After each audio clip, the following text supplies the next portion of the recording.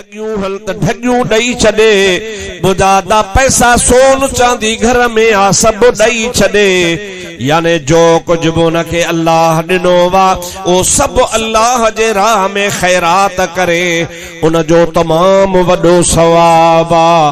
पर नबी पाक जी हदीस लिखे थो त बे पासे जेकॾहिं कंहिं पंहिंजे मुसलमान भाव के शरीयत जे मामले में दीन जी तबलीग करे ऐं हिकिड़ो मसइलो सेखारे त उन खैरात खां उहो मसइलो वधीक आ। सुभान अल्लाह, ॾाढे सुभान अल्लाह। कंहिंखे निमाज़ जो मसइलो सेखारियई, कंहिंखे वुज़ू जो मसइलो सेखारियई, कंहिंखे हज जो तरीक़ो ॿुधायई, कंहिंखे ज़कात जा मसइला सेखारियई, कंहिंखे उम्रे जो तरीक़ो ॿुधायई, कंहिंखे तहज्जुद जी निमाज़, कंहिंखे तड़ लाहिण जो तरीक़ो। मतलब त को बि शरीयत जो मसइलो शेख साहब रहमतुल्लाह अलैह मदारजुन नबूवत में लिखे तो उन्हीं हदीस रसूलुल्लाह जी तो हिकड़ी महबूब करीम सल्लल्लाहु अलैहि वसल्लम जे शरीयत जो हिकड़ो मसइलो कंहिंखे सेखारे उन जो एडो सवाब आ जो होडो सॼो घर अल्लाह जे राह में लुटे छॾे उन खां हो वधीक कंहिंखे मसइलो सेखारे। सुभान अल्लाह त चओ। तव्हां भी इहो सवाब कमाए सघो था। तव्हां चवंदोसि असां मौलवी कोन आहियूं, मौलवी कोन आहियो, असां रोज़ था आलमन खां तकरीरूं ॿुधो। तव्हांजे मुल्क में कॾहिं न कॾहिं मां त खणी थो अचां 2 साल 3 साल पोड़ो थी वियो हां, सफ़र नथो करे सघां, उहा मुंहिंजी ॻाल्हि। पर हूअं ई बि तव्हांजे मुल्क में त रोज़ किथे न किथे तव्हांजे ओड़े पाड़े आलिम अचनि था, जलसा कनि था पिया। अवां आलिमन खां कुझु त सिखो था न। अवां आलिमन खां ॻाल्हियूं सिखी रुगो कन मां कढी न छॾियो, उहा यादि करे वञी पंहिंजे बच्चनि खे सेखारियो त तव्हांखे सवाब थिए। रुगो असां मौलविन जे मथां न आहे, अवां जे मथां बि आहे। अवी ॿुधो था पिया कलाक कलाक 2 कलाक 3 कलाक तकरीरूं ॿुधो था। उहे तव्हां ॿुधी ॿियनि खे ॿुधायो, सिखी ॿियनि खे सेखारियो। इहे सोने नबी जो पैगाम घर घर पुॼायो। उन जो नतीजो इहो निकिरंदो त इंशाअल्लाह ताला अल्लाह सी तव्हां खे बि अजुर अज़ीम अता फरमाईंदो। त हज़रत ईसा अलैहिस्सलाम पंहिंजे कौम खे चयो बाबा मां हिन जे लाइ बद दुआ कोन थो घुरां, अॻु में हिन खे घुराए नसीहत कयऊं, मुड़ी वियो त ठीकु आहे, न त पोइ पिटींदासीं। माण्हू चयोसीं तव्हांजी मर्ज़ी। हज़रत ईसा अलैहिस्सलाम उन खे घुरायो, बाबा मां केरु आहियां? कि तू अल्लाह जो नबी ईसा अलैहिस्सलाम, मुझे मथा तुझो ईमान आचे हाओ ला इलाहा इल्लल्लाह ईसा रूहुल्लाह। मां तो के अल्लाह जो नबी मञा थो, मां मुसलमान आहियां, काफर न आहियां। हज़रत ईसा अलैहिस्सलाम चओ तुंहिंजी शिकायत आ, माण्हू सॼा ॻोठ जा सभु चवनि था त तूं माण्हुनि जा कपिड़ा लिकाए थो छॾी पियो, इहो गुनाह जो कमु आहे, ॿीहर कपिड़ा न लिकाए। मूंखे चयो हूं त बद दुआ कर, पिटीस त मरी वञे, हिनखे का भला खाए, को छीह खाए, को उठ खाएसि, को जानवर खाएसि, हे मरी वञे, ख़ल्क़ ख़ुदा खे तमामु सताए थो। पर मूं चयो आ त न, अॻ में तोखे नसीहत कयां, जे मुड़ी वञी त बेड़ा पार, न त पोइ पछाड़ी दुआ बि घुरंदुसि। बस तोबा, अॼु खां पोइ तोबा, बस वाइदो आ, हाणे अॼु खां पोइ परावा कपड़ा मां न लिकाईंदुसि। ईसा अलैहिस्सलाम उन खां वाइदा वचन वरती, उनखे छॾे ॾिनो। पर तव्हां चवंदा हो, असां बि चवंदा आहियूं त हार हेले जी हेर, टंग भॼे त बि न मुड़े। इंसान खे जेका न आदत हूंदी आहे, अल आदत ला तुरद्दु इल्ला बिल मौत, अरबी में भी पहाको आ त इंसान खां आदत टरंदी कान्हे का, मरंदो त पोइ जान छुटंदी, बाक़ी जहिड़ो हूंदो त जेका हुन में बुछड़ी आदत हूंदी उहा छॾींदो ई।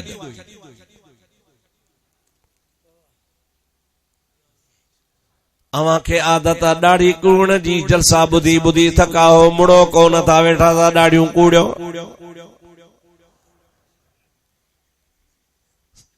अवां जे हिन मुल्क में जॾहिं मां शुरू में आयोसि, मुंहिंजी कारी दाढ़ी, नौजवान हुउसि। अवां जे इलाइके में काफ़ी जगहुनि ते, बेले शहर में, ओड़े पाड़े में मूं जलसा कया। इहे साॻा माण्हू आहियो, तकरीरूं ॿुधण ईंदा आहियो, शौक़ सां ईंदा आहियो, शिकवा बि कंदा आहियो त साईं नथो अचे, टाइम नथो हुजे। कावड़िया बि वेठा हो। अचूं था आहे त साॻिया लाटू, साॻा चुग, साॻी कुहाड़ी, साॻो गन, फर्क त कोन थो पए पियो। खिलो न, रो। ऐं मुंहिंजा भाउ मुसलमान, कलमो त केड़ो सोनो नबी करीम ते पढ़ियो थी, ला इलाहा इल्लल्लाह मुहम्मदुर रसूलुल्लाह सल्लल्लाहु अलैहि वसल्लम। पर जेके असां में गुनाह या गुनाह जूं आदतूं आहिनि, उहे असीं कोन था छॾूं पिया। मुंहिंजा अदा जेकॾहिं बेख़बरी जे करे गुनाह कयो थी त अल्लाह माफ़ कंदी, पर जॾहिं तोखे ख़बर पइजी वञे त हे गुनाह जो कमु आहे, उन खां तौबा कर त रब्बुल आलमीन तो ते राज़ी थी पवे। ईसा अलैहिस्सलाम सां कसम साखू खयईं, साईं मां हाणे ॿीहर कोन कंदुसि, कपड़ा परावा कोन फबाईंदुसि। पर हुनखे आदत हुई साॻो गन, साॻी कुहाड़ी, वरी बि साॻे नमूने सां माण्हुनि जा कपड़ा चट। ईसा अलैहिस्सलाम खे माण्हुनि ॿुधायो कि विला सुधरे ई नथो, साॻी आदत ते बीठो आहे। ईसा अलैहिस्सलाम फरमायो, हाणे मुते मयार न आहे, हिन जे लाइ बद दुआ घुरूं था।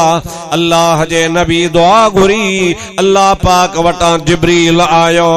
रब्बुल आलमीन जिब्रील खे चयो त वञी मुंहिंजे ईसा अलैहिस्सलाम खे चओ त अॼु इहो कपड़ा पंहिंजे घाट ते खणी वेंदो, जाथे पाणीअ जो तलाव आहे उते कपड़ा खणी वेंदो, धोअंदो, शाम ते वापसि कोन मोटंदो, मरी वेंदो।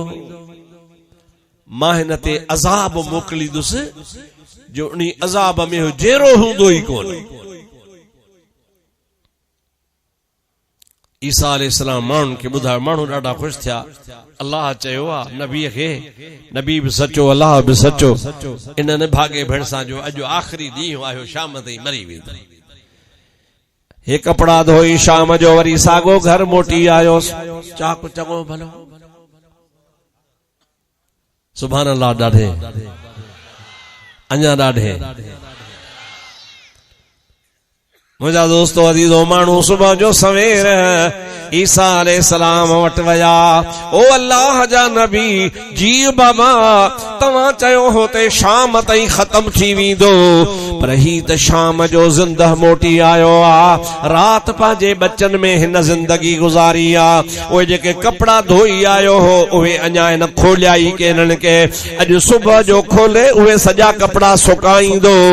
अवां चयो त रात खां अॻे मरी वेंदो थे त जेरो आहे। अल्लाह जे नबी फरमायो, इन्ही के वठी अचो। वठी आया। असी अल्लाह जे नबी जाडो जी बीठो चेसी कि बिला मां त जेरो आहियां। अड़े दे ख़बर आहे जो को नेकी जो कम कयो हुई। चई सही मूं का नेकी कान कई आहे। ईसा अलैहिस्सलाम फरमायो, हिन खे हितड़े छॾियो, हिन जी कपड़न वारी गठड़ी खणी अचो। माण्हू वियासे, कपड़न जी गठड़ी खणी आया। अल्लाह जे नबी फरमायो, आहिस्ता आहिस्ता करे खोलींदा वञो। उहा गठड़ी जो खोलियूं तो उन गठड़ीअ जे अंदर हिकिड़ो कारो नाग, वॾी बला अंदर वेठी हुजे, पर उन जो मुंहुं सिबियो पियो हुजे, बंद लॻो पियो हुजे। ईसा अलैहिस्सलाम फरमायो, हीअ ख़ुदा हिन जे मथां बला नाग मुसलत कयो हो, हिन खे खाई छॾे हा, मारे छॾे हा, पर उन नाग जो मुंहुं बंद लॻो पियो आहे, सिबियो पियो आहे। ख़बर धोबी कहिड़ो नेकीअ जो कम कयो हुई। जैसे मूं बी तकाब नेकी कान कया पंहिंजे लाइ मानी खणी वियोसि त मंझंदि जो खाईंदुसि। हिकिड़ो मूंखे रस्ते में सवाली मिलियो, उहा पंहिंजी मानी हुनखे खारायमि। शायदि अल्लाह मुंहिंजी उहा सदके वारी मानी क़बूल कई आहे, जंहिंजे करे न मुंहिंजी मुसीबत खे टारे छॾियो आहे। सभई जो सुभान अल्लाह। ईसा अलैहिस्सलाम फरमाया तने भागा मुझे नसीहत खां पोइ न मुड़ियो है। हे ॾिसती अज़ाब ख़ुदा जो अची वियो थी, पर इहा जेका मानी तो हिकिड़ी अल्लाह जे राह में ॾेई छॾी, मानी तो जी मुसीबत टारे छॾी। मालूम थियो सोने नबी जे फरमान मां मालूम थियो त अखियुनि जा ॻोढ़ा, अखियुनि जा लुड़क इहे भी दोज़ख जी बाहि खे गज़ब खे विसाए छॾींदा आहिनि। सदको खैरात बि इंसान तां मुसीबत टारे छॾींदो आहे। सभई सलात पढ़ो अल्लाहुम्मा सल्लि अला सय्यदना व नबीना व मौलाना मुहम्मदिन व आलिही व अस्हाबिही अजमईन। हाणे हिकिड़ी ॻाल्हि आहे ख़ुदा जो ख़ौफ़, ऐं ॿी ॻाल्हि आहे वकूनू मअस्सादिक़ीन। अल्लाह ताला फरमाए थो नेकनि ऐं सालिहनि जी सोहबत अख्तियार कयो।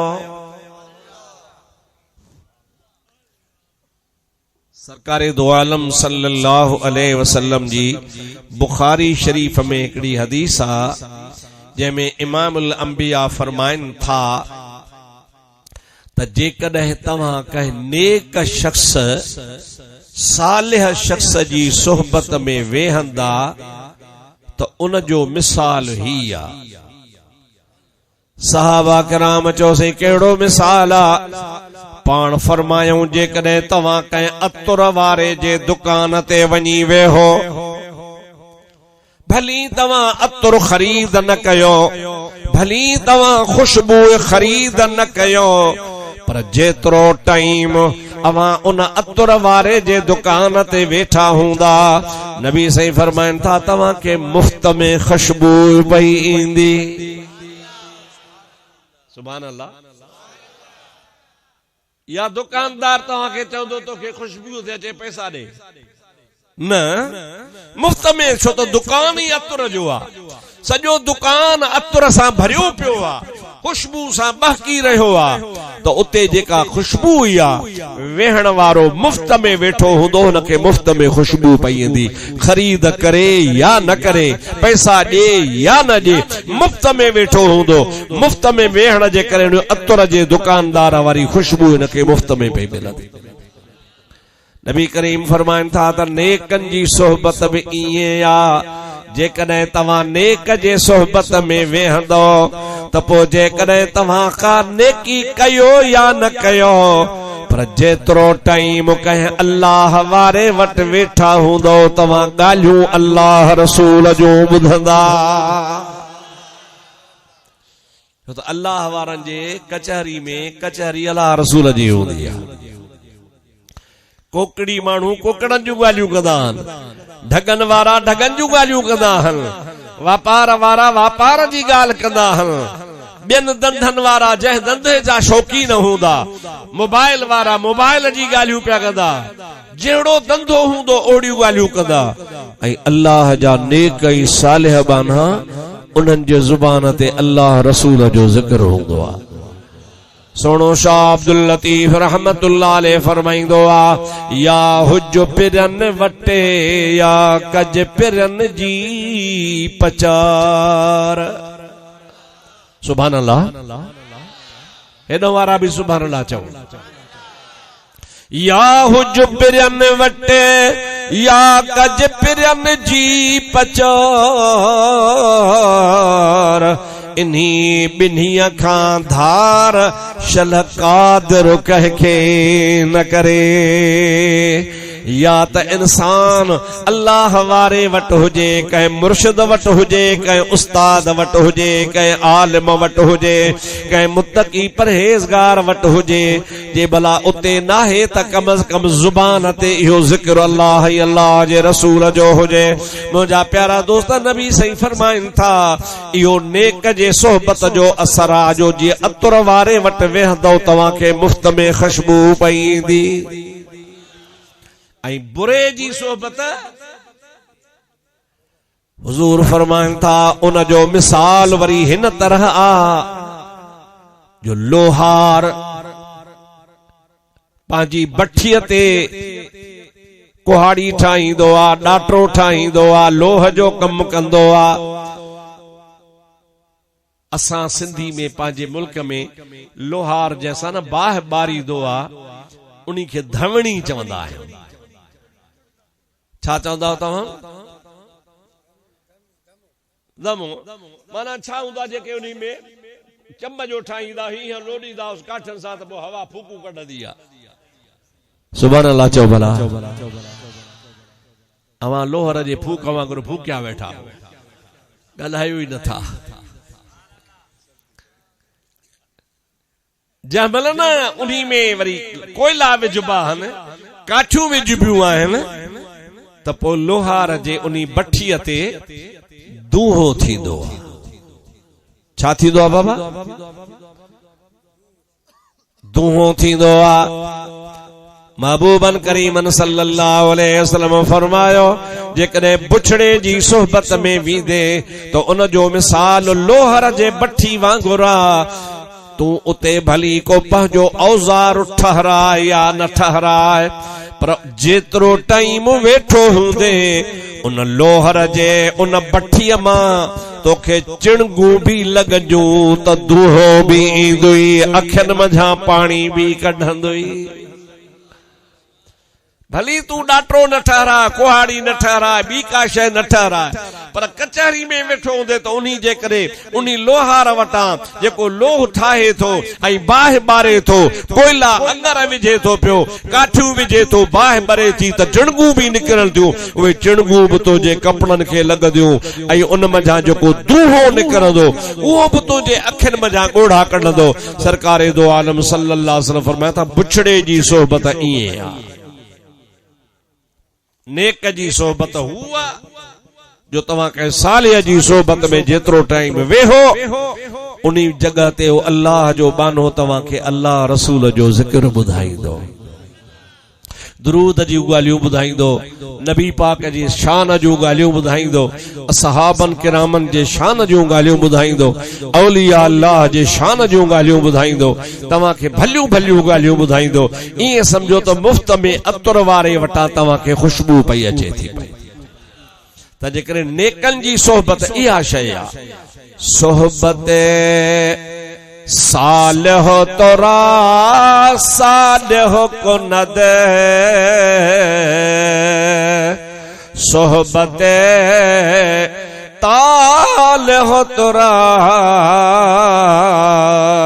तालिह को न।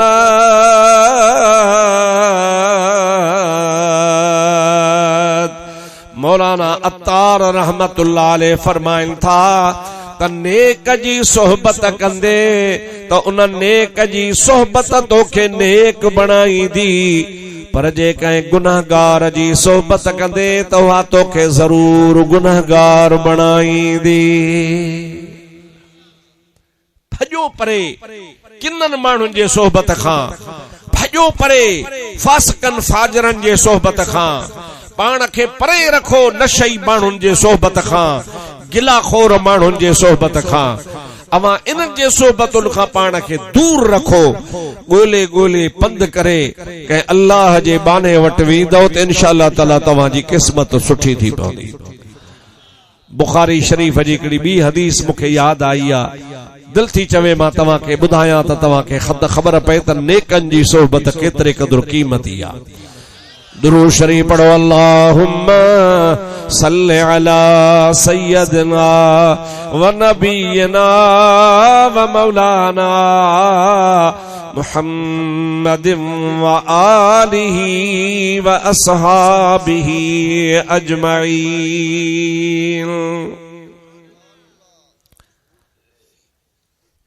बुखारी शरीफ की मशहूर हदीस पाका आलमन का तवा बुधी बोंदी।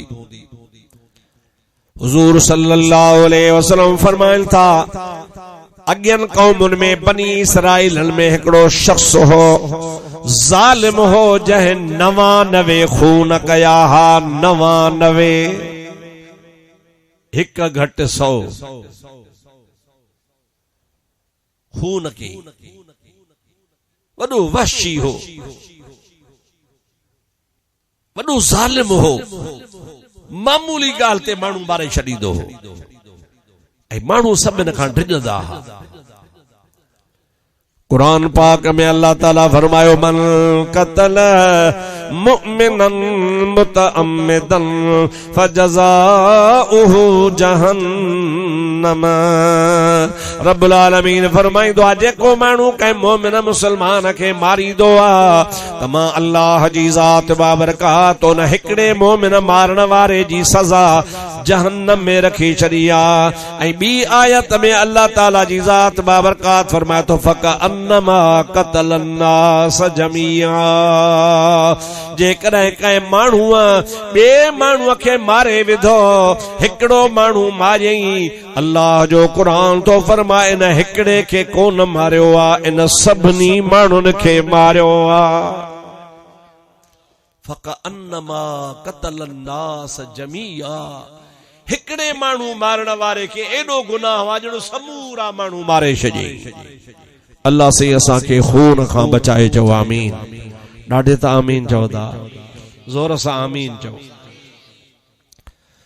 हुजूर सल्लल्लाहु अलैहि वसल्लम फरमायो उन्ही शख्स 99 कत्ल कया हा मुजादा आखिर हुयो तो मुसलमान पर जमल जो आखिरी वक्त थियो आ कुराड़ो थियो आ बुढ़ड़ो थियो आ ज़ईफ थियो आ हुन जे उज़वन ताकत छॾे ॾिनी आ मस्ती हस्ती हुन जी ख़त्म थी वई हाणे हयाती हुन जी आखिरी आ पोड़ो थियो आ दिल में ख्याल कयई यार मुखे भी मरणो आ मरड़ी मरी अल्लाह जे आडो वञणो आ ऐं अल्लाह के हिसाब किताब भी ॾियणो आ। मूं 99 खून कया आहिन कंहिं आलिम खां पुछां त मसइलो ॿुधाए को मुंहिंजे माफ़ीअ जो तरीक़ो आहे या न। बुखारी शरीफ में लिखियो पियो आ इलाइके जो हिकिड़ो को आलिम हो उन्ही वटि वियो कुहाड़ी हथ में या तलवार हथ में मौलवी साहब जे कमरे में जो लंघियो तो मौलवी साहब त हाली त ॾकी वियो मशहूर हो न सही। अबा कीअं आयो वे त बाबा वेहारे मौलवी साहब खे जी ख़ौफ़ वरतो जी मौलवी साहब ड्रिजो न मां मसइलो पुछण आयो आहियां। कहिड़ो मसइलो चई मूंखे तूं सुञाणंदो आहीं मूं 99 खून कया आहिन पर हाणे मूंखे खुदा जे ज़ात बाबरकात जे ख़ौफ़ वरायो वा भला ॾे ख़बर मुंहिंजे लाइ को तरीक़ो को रस्तो माफ़ीअ जो आहे या न। बोल साहब छा चवे हा अदा पाए पांद गिचीअ में अंगण जे अचन सुभान अल्लाह ॾाढे सुभान अल्लाह। पाए पांद गिचीअ में अंगण जे अचन अवगुण ऐ बकचा इयूं ढकण थी ढकजन पुतोड़ी लख हुजन तब माफ़ियूं ॾिजन में धरा। ज़ोर सां सुभान अल्लाह। कारियूं कोझूं कूड़ियूं मूर न मोचारियूं वठी वेठियूं वाट ते खिखीअ जूं खारियूं हाणे उन्हनि जूं आरियूं अदा समेरीअ ॿियो केरु सहे। अब माफ़ करण वारो केरु आहे नालो झुक दफ़ो त खणो ज़ोर सां चओ अल्लाह। केर माफ़ करण वारो आहे? मौलवी साहब ये चवे सादा घबराए न, परेशान न थी। जे तू पेशेमान थियो आ त अल्लाह जे दर ते हलियो आ। अल्लाह ताला फरमाईंदो कुल या इबादियल्लज़ीना असरफू अला अनफुसिहिम ला तक़नतू मिर रहमतिल्लाहि इन्नल्लाह यग़फिरुज़्ज़ुनूब जमीआ इन्नहू हुवल गफ़ूरुर रहीम। सुभान अल्लाह, जोर सा, अञा जोर सा। अल्लाह ताला फरमाईंदो कुल या इबादियल्लज़ीना असरफू अला अनफुसिहिम, ऐ मुंहिंजा सोना नबी चओ मुंहिंजे बानन खे, ऐ मुंहिंजा बानो जेकॾहिं तव्हां पंहिंजे जान ते ज़ुल्म कयो आ, ला तक़नतू मिर रहमतिल्लाह, अल्लाह जे रहमत मां आसरो ऐं उम्मीद न लायो। इन्नल्लाह यग़फिरुज़्ज़ुनूब जमीआ, इन जे करे जो अल्लाह खां जरी माफ़ी घुरबी आ त रब करीम सभई गुनाह बख़्शे छॾींदो आ। इन्नहू हुवल गफ़ूरुर रहीम, इन्हीअ जे करे जो अल्लाह जी ज़ात बाबरकात गफ़ूर याने माफ़ करण वारो, रहीम माना रहम करण वारो भी आहे। मौलवी साहब खे ईअं चवण खपे, हा अदा 99 खून क्या थी न, परवाह न करवे, अल्लाह से को माफ़ी घुर माफ़ कंदी। पर मौलवी साहब खे भी कयो कुटिया तो चेस्तड़े खबीस 99 खून करे वरी हाणे माफ़ी ला हलियो। 99 खून क्या थी सो खुदा तो के बख्शी दो उसी मुझे कमरे में। वो खूनी तो हुयो न, चिमोल साहब 99 खून कौन बख्शी दो न, चिमला जे 99 न बख्शी दो तो 100 भी कौन बख्शी दो।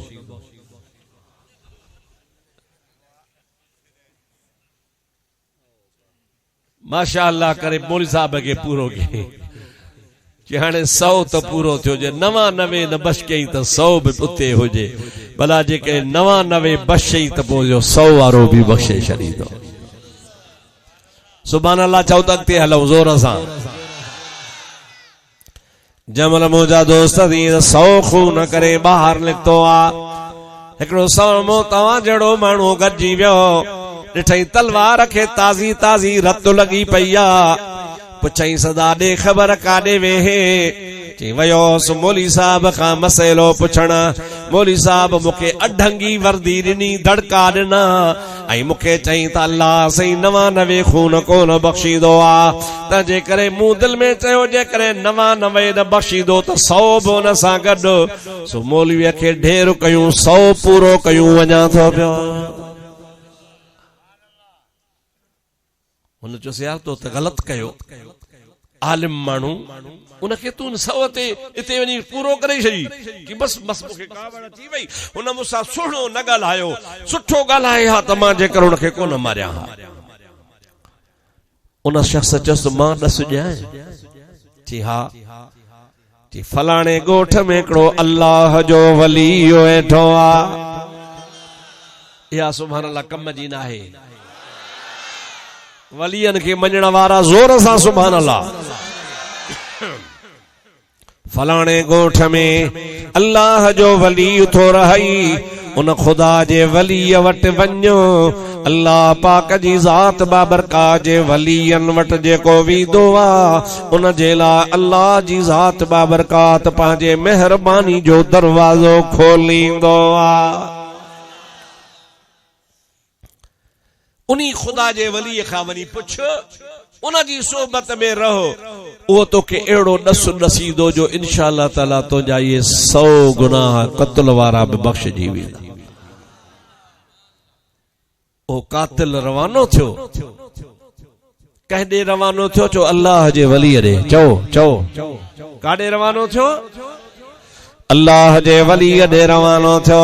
मुंहिंजा प्यारा दोस्तो अज़ीज़ो, अञा कुछ टाइम थोड़ो हलियो हो अल्लाह पाक जल्ल जलालहू अमन वालहू मलकुल मौत के फरमायो ओ मलकुल मौत जे जी मुंहिंजा रब इन्हीअ जे 100 क़त्ल कया हन इन्हीअ जो साह कढ हाणे इन जी हयाती पूरी आहे के मार मलकुल मौत आयो उन्ही रस्ते वींदे वींदे हुन जो साह कढई मलकुल मौत जो कम रुगो साह कढण पर उन साह के वरी ॿिया मलाइका हिकड़ा अज़ाब वारा जेके दोज़ख ने खणी वींदा आहिनि